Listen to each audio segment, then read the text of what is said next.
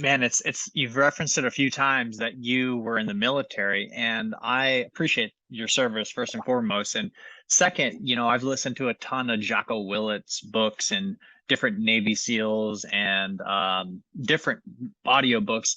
So let's talk about that a little.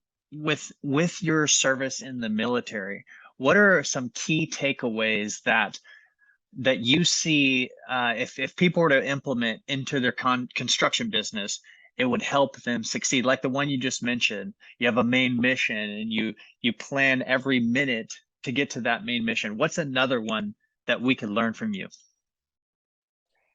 The team aspect, the buddy system. You're not really doing anything without your battle buddy, and that's from the get-go. Your accountability buddy, and that is from the day one. That's going in and utilizing the train together to weapons maintenance to being on the rifle range. You're with your teammate. We had a lot of exercises that we would do that you had your mission of completing this task that you have to pass as first and foremost. So you think, and you do. Maybe you're the fastest one, and you're standing at attention because you're proud. I did this task. I broke down this weapon and rebuilt it in less than a minute. This 50 cal.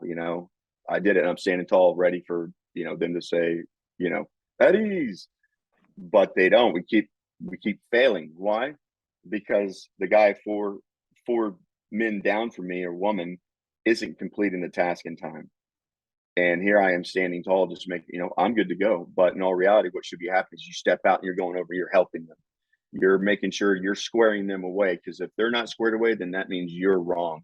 They're your team. And to have that emotion and that connection, you go through so much. And it starts with training, breaking them down and building back the knowledge into them and the experience to where it becomes muscle memory to care about the person to the left and to the right of them, and being able to do the job ahead of you and behind you. So that's, I think, a huge takeaway is that just the team atmosphere. I've seen it grow mad success in the industry when you have one leader that's a really good sales guy who teams up with a new guy, and they go through the cycles. And now this week you're spending a week with our production team and learn from them what really hangs them up when the sales guys don't do their job, when they don't collect all the right data.